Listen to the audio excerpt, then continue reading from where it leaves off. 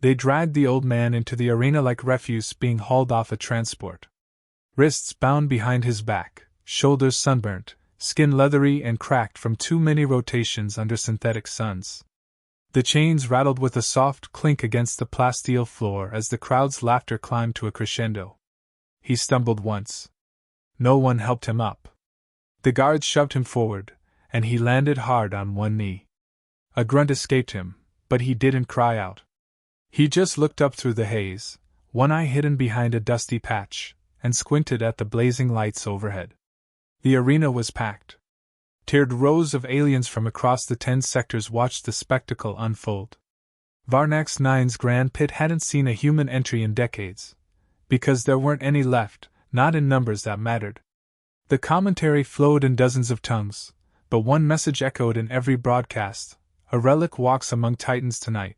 The betting nodes lit up with outrageous odds. Survival time, 45 seconds. First bone broken, left femur. Cause of death, cranial crush, most likely. A towering hologram of the announcer, a yellow-eyed Centauri with a voice like rusted blades, spun theatrics into mockery. From the death world they call Earth, he sneered. We present an antique soldier, possibly one of the last of his kind. No weapons. No armor. Just rust, dust, and a patch. Laughter rippled across the arena like a sonic wave. The old man didn't react. His breathing was labored, visible even from the far seats, each inhale rattling through a mask strapped across his jaw, a crude filtration unit, ancient by any standard. His spine curved with the weight of age, or perhaps memory. He was smaller than the average gladiator by half a meter. His shirt was ripped open at the collar, revealing a faded insignia barely clinging to the fabric, 3 red stars and a name barely legible beneath the grime. Reaper. Some aliens zoomed in for clearer visuals, streaming close-ups to their devices. A few snorted. Some wondered aloud if it was a hoax. Others salivated at the promise of gore. But only the oldest, the war-worn generals among the crowd, stiffened. A few leaned forward and narrowed their gaze, whispering to their aides. The aides dismissed them. It was just another doomed mammal, nothing more. Below, the arena's floor shifted, and the first challenger emerged, a Korak berserker, muscle layered over exoskeletal plating, its twin blades glowing from recent plasma charging. It let out a scream that shook the arena's dust loose. The old man remained still, kneeling. He hadn't been given a weapon. He hadn't asked for one. The crowd roared. The old man slowly rose. His joints cracked, one shoulder rolled forward like he was testing its limits. The chains fell off, not broken, not cut. Released. There was no announcement. No flourish. The match had begun. The Korak wasted no time. It charged, blades up, all 8 legs pounding the ground in a tempo that delighted the blood-hungry audience. The old man didn't move. Not until the last half-second. He leaned left. That's all. The Korak swiped horizontally. The blade missed by less than a hair's width. The old man stepped inside its guard, elbowed the beast under its mandible, and twisted with a precise rotation of his hip. The Korak stumbled back, momentarily stunned, more confused than injured. Then it screamed again, this time not in triumph, but fury. The second charge was messier, more emotional. The old man ducked under the upward slash, gripped the creature's wrist with one hand, pivoted, and used the Korak's momentum to slam it into the arena wall. The structure cracked on impact. Gasps erupted from the spectators. The beast thrashed, disoriented. No hesitation. The old man's hand darted to a broken armor plate along the Korak's neck. He gripped a spike protruding from the plating and drove it into the soft tissue beneath the chin. A spray of violet blood fountained across the sand. The Korak twitched once. Then dropped. The old man didn't even look at the corpse. He adjusted the strap on his mask and touched the edge of his eye patch briefly. Just a fingertip press, like checking a trigger he hadn't used in years. Up in the arena's control booth, silence had replaced mockery. One of the engineers leaned over to the host, whispering, "That insignia shouldn't exist. Earth's Reaper units were decommissioned before the Purge Wars. The host blinked twice. Impossible. He's just an old man. Down below, the human looked around, eye not blinking, body relaxed. He wasn't looking at the crowd. He was mapping exits. And somewhere deep within the cracked edge of his eye patch, something flickered. A slow, pulsing light. He muttered to himself, almost too quietly for the mic to catch. Asterisk. I told them not to dig too deep. Asterisk. The Grax champion stood over 3 meters tall, forearms twitching with anticipation. Its skin shimmered with a sheen of organic armor, every movement calculated for intimidation. Plasma blades whined to life in each hand, twin crescents of lethal energy. The crowd recovered from its shock and turned feral, roaring approval. The old man remained still, unarmed, his expression unreadable beneath the rebreather mask and patch. No stance. No bravado. Just a quiet stillness that didn't match the moment. The Grax lunged. Its speed betrayed its size, a blur of motion and light. 2 blades swept in a crisscross strike, a feint designed to distract from the third aimed straight for the chest. The old man leaned, not back, not forward, but off axis, rotating his core just enough for all 3 to miss by fractions. Then he moved. His right hand snapped forward, fingers catching the inside edge of the 4th blade arm. Not resisting the strike, redirecting it. The Grax's own momentum carried it forward, and with a half-step and pivot, the old man shifted behind the beast. A sharp elbow drove into the champion's lower vertebra. A sickening crack. One of the blades dropped to the sand, hissing as it embedded in the ground. The Grax twisted to retaliate, but it was too late. A palm struck its jaw hinge, forcing the mouth upward. The old man stepped in, snatched a fragment of discarded choric bone, and drove it upward under the mandible with cold precision. The crowd didn't cheer. It gasped. The body hit the floor with a metallic thud. A second Grax, smaller but faster, entered without introduction. No warning. Arena protocol broken. A dual-scythe weapon in hand, it spun in a cyclone of flashing edges. The old man removed his eye patch. The exposed socket wasn't empty. It housed an ocular implant, corroded but functional. Light flickered within. The air shimmered faintly around him. A static charge kissed the sand. The scythe came down. The old man sidestepped, caught the shaft just above the grip, and pulled the attacker forward into a rising knee. Cartilage snapped. The second Grax staggered, dropping its weapon. It never touched the ground again. A twist of the neck, a torque of spine. Dead. The crowd remained silent. Fear was crawling in now. It was no longer a spectacle. It was a reminder. 2 more fighters followed, hybrid species, one with electrolash whips, the other exolimbs embedded with kinetic boosters. They coordinated. They attacked as one. The old man moved between them like a rhythm, each dodge a beat, each strike a pause and breath.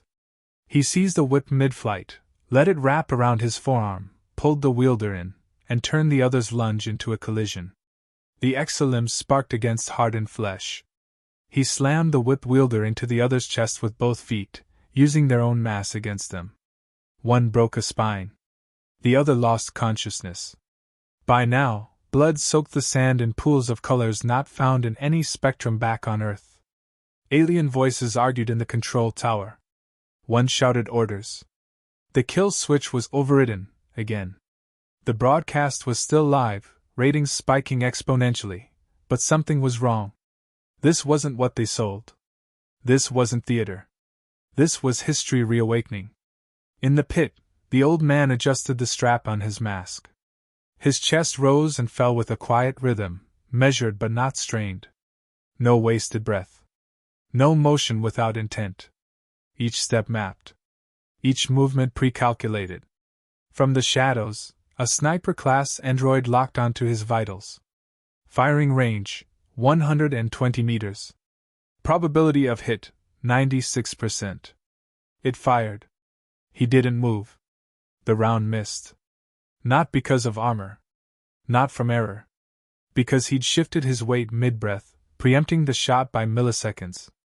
a glint in his eye, the tracking systems in his implant flickering again. He turned his head slightly and stared directly at the firing port. The android froze. Back in the viewing halls, an archivist accessed restricted files. Declassified war footage. Slow-motion clips of black-armored humans disappearing in smoke, reappearing inside enemy bunkers, cutting power lines with their bare hands, disabling drones using only sound bursts. Reaper units. Each one had a kill count that bent reason. Each one conditioned not just to fight, but to end engagements before they began. The term, human, had meant little to most citizens now. But Reaper? That had survived only in whispers. A myth. A threat told to scare pirate children into obedience. The crowd didn't cheer now. They watched. The old man turned slowly toward the towers above, where the announcer stood frozen. With his eye patch off, a beam of data streamed silently from his eye to the sand, drawing symbols only visible in infrared. A code. A signal. He didn't need a microphone to speak. His words came low, directed to no one and everyone. They shouldn't have opened the ground. A cold pulse echoed outward. Systems in the arena began to glitch. Broadcasts stuttered. Lights flickered. The sand itself trembled. The next wave of gladiators never made it through the gate. It remained sealed. Because he was no longer reacting. He was initiating. Private viewing chambers above the pit dimmed. The nobles and syndicate heads weren't cheering. A few stood in silence, staring at the monitor frozen on the patch. A historian among them spoke the word quietly. Reaper. No one laughed. Elsewhere, the control operators scrambled. Feed filters failed. The AI moderators couldn't scrub the footage fast enough. Every system flagged the insignia on his chest. Military-grade tag. Buried file. Blacklisted classification.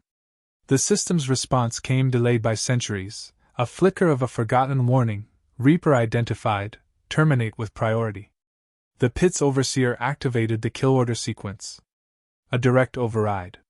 6 elite gladiators were dispatched, each enhanced with corporate-grade cybernetics. Flight systems, gravity anchors, cloaking modules, apex killers across 4 empires. But they weren't trained for him. They weren't prepared for doctrine that didn't exist in any playbook they'd studied. As they dropped into the arena, the old man crouched. Fingers grazed the sand. His lips didn't move, but his throat flexed. A subvocal command signal emitted through the implant behind his molar. From orbit, a forgotten satellite blinked online. The oldest syndicate lord trembled. He remembered the collapse of Theta Prime. The story was dismissed as exaggeration. A single squad wiped out an entire armed city in 17 minutes. No survivors. Only footage was a grainy clip showing a man with the same patch. The first assassin moved, teleport dash, quantum edge blade in hand. A blink later, it collapsed mid-step. Neck broken. No strike seen. Replay footage showed the old man shifting weight. Nothing else.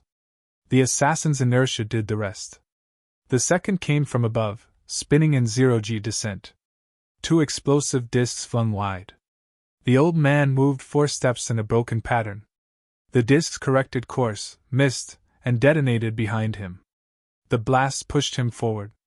He used the momentum to vault and dislocate the assassin's shoulder mid-air, driving the elbow into the assassin's ribcage and ending it with a double-tap strike to the temple. No theatrics. Just cold finality. 3 more followed, overlapping movement, shifting formations. They fought as a unit. He dismantled them as individuals. A pressure point here, a limb snapped mid-motion there. Every strike calibrated for kill or collapse. When the last one fell, the old man stood among broken bodies and scorched metal. Inside the command hub, someone whispered, "What is he?" The historian responded without looking up. "He's a contingency." Earth's final answer. Centuries ago, before Earth's silence, Reaper units weren't soldiers. They were instruments, deployed only when diplomacy failed, deterrence collapsed, and annihilation was authorized.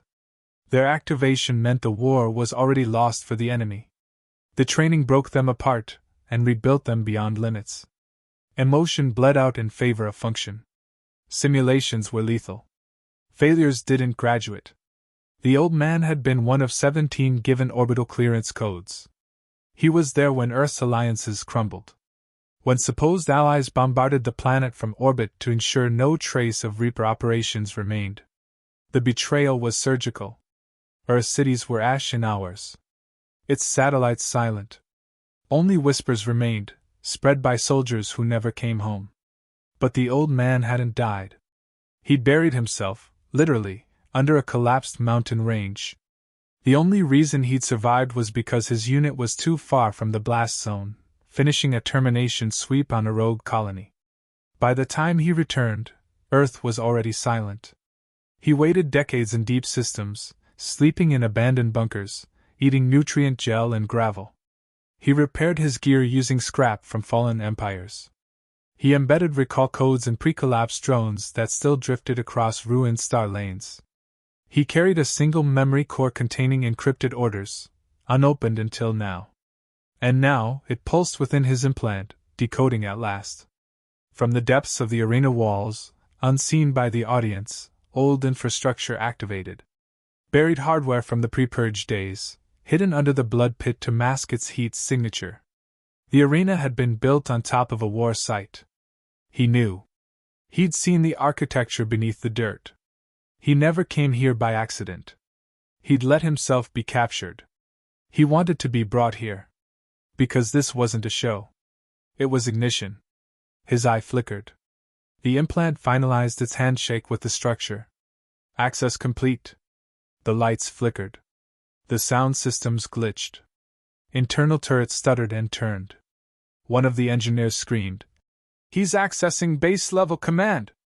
Too late. A signal spread through subspace, a dormant code embedded in forgotten battle networks. Reaper protocol, reactivated. Across the galaxy, hidden signals began to ping. The message was simple. Awake. The control room initiated lockdown. Every gate sealed. Internal defenses surged to maximum readiness. Turrets rotated. Kill drones deployed from ceiling hatches. Sirens howled across the pit as panicked operators attempted to regain control of compromised systems. The old man didn't wait. His body shifted, lines tightening, steps accelerating, not frantic, but surgical.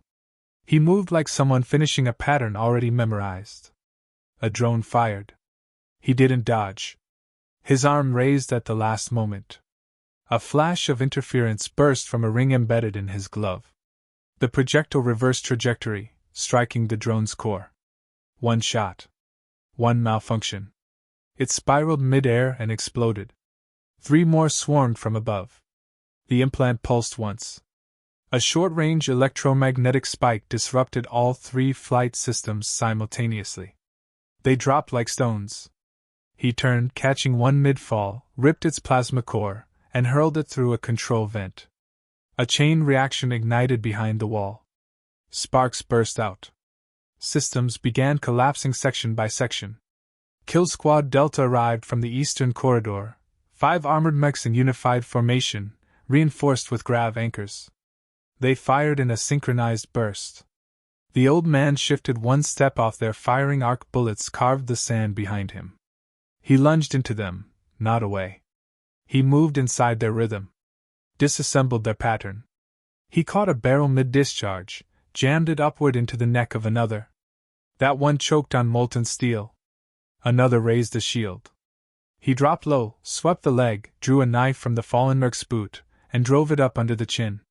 The rest broke formation. He didn't give chase. He moved backward without turning. Efficient, quiet, unstoppable. The arena's observation glass cracked as internal shockwaves built pressure. A secondary wave of turrets tracked him. He activated the filter behind his left ear. Time slowed, artificial dilation through his neural link. He mapped each barrel angle, step count, and trigger interval. Moved between bursts. The system tried to adapt. He moved faster. One by one, turrets overheated and shut down. The AI gave up pursuit. It couldn't predict what didn't compute.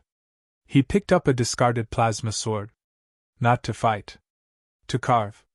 The floor beneath him had a fault line, one only visible to those who knew where to look. He stabbed through it, twisted, and drove the weapon downward until a panel collapsed. Beneath it, a shaft. He dropped in. Below the arena, forgotten tunnels ran like veins through the earth. Each one originally designed for war logistics. He knew the layout. He'd helped build them decades ago.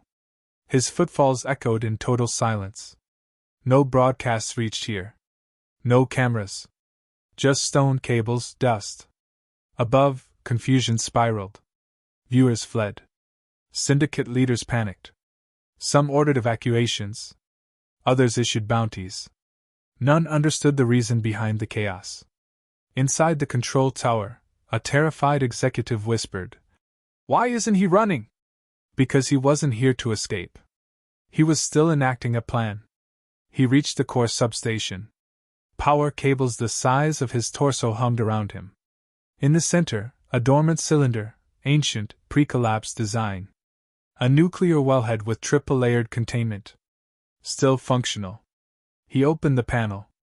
Inside, the reactor's manual ignition module waited. A lock that only responded to a specific biometric sequence. His. He placed his palm against the reader. It scanned, confirmed, and clicked. Back upstairs, the stadium began shaking. Lights across the structure dimmed, then flared. Broadcasts worldwide cut to static, then rebooted. But the stream wasn't arena footage anymore. It was him, standing beside the core. Calm. Unmoving. He said nothing. The image burned itself into every terminal connected to the arena's network. In that moment, every major syndicate realized they weren't watching a performance. They were witnessing a message. A hidden AI agent attempted to shut it down. The video couldn't be overridden. It wasn't streaming, it was embedded inside the command firmware itself. The old man left the room, not even looking back at the warhead. A 20-minute countdown activated. Silently. No alerts triggered. Above, defenders regrouped. They prepared a final assault. Some thought they still had the advantage. Numbers. Armor. Drones. They were wrong. He re-entered the main pit. But the pit had changed. The sand was gone. The floor was ash. The arena had become a warning. He faced the remaining force. Not with words. Not with symbols. With motion. One by one they fell. They fired. He moved. They closed in. He opened them. None left standing. Only silence. Then the speakers activated again. A single word. Begin. The broadcast overrode every system. Civilian, military, commercial, all streams froze. The old man stood beneath collapsing steel, eye glowing, mask cracked, patch gone. Behind him, fire licked the edges of the control tower. The timer ran silent. No countdown shone. No threat issued. Just a stare, unwavering, direct. His voice carried, not through speakers, but through embedded data lines hijacked by his implant. Every word hit with finality. You buried the past. Thought that ended it. You forgot what we left behind. Systems across the galaxy flagged the message. Too late. It embedded itself deep, deeper than standard netroote. It didn't ask permission. It didn't wait for confirmation. It just activated. On distant moons, buried bunkers blinked online.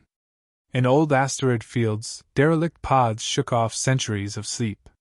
In orbit over forgotten colonies, satellites rotated with purpose. Everywhere the code reached, doors opened. Hidden caches unlocked. Sleepers awoke. He hadn't been alone. He'd simply been first. The arena trembled as reinforced supports cracked. The reactor continued its countdown, now powering auxiliary pulses that surged into the broadcast backbone. The message wasn't local anymore. It spread through relay stations, jump systems, reached deep into syndicate strongholds and outer sector command hubs. There was no stopping it. Kill switches failed. Deletion keys rejected. Inside mercenary databases, the term, REAPER, climbed to critical level threat.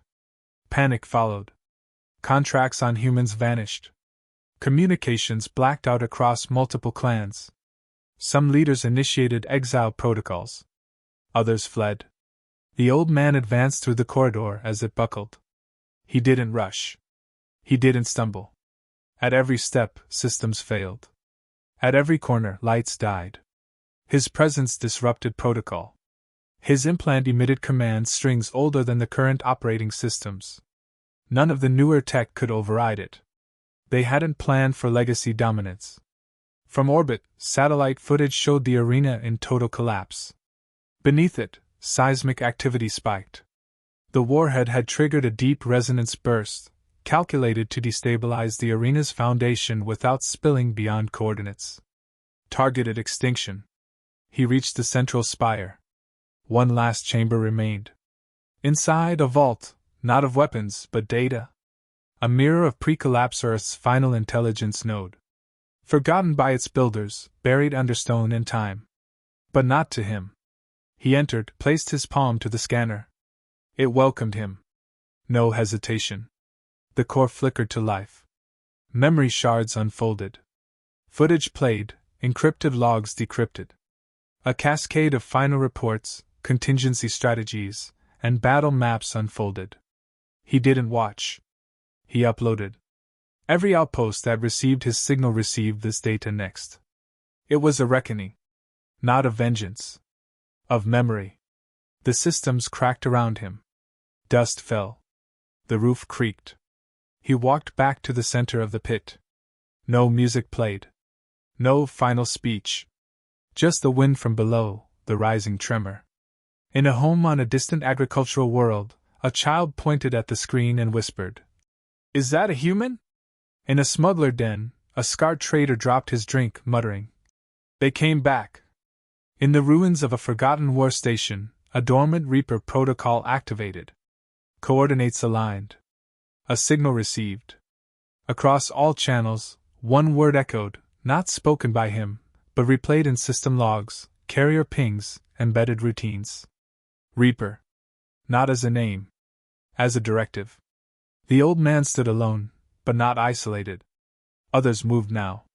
Units rising from cryosleep, bunkers unsealing, weapons recalibrating to old frequencies. They weren't soldiers. They weren't saviors. They were a correction. He looked up at the crumbling tower above. Wind tore at what remained of the flags. Fire rose behind him. Below, the pulse of the warhead neared detonation. His final words carried across what remained of the feed, delivered not as threat but promise. "CALLSIGN Reaper. Status complete." The tower collapsed behind him. The arena vanished in white light. Across the stars, systems fell silent. And in the silence, something ancient moved.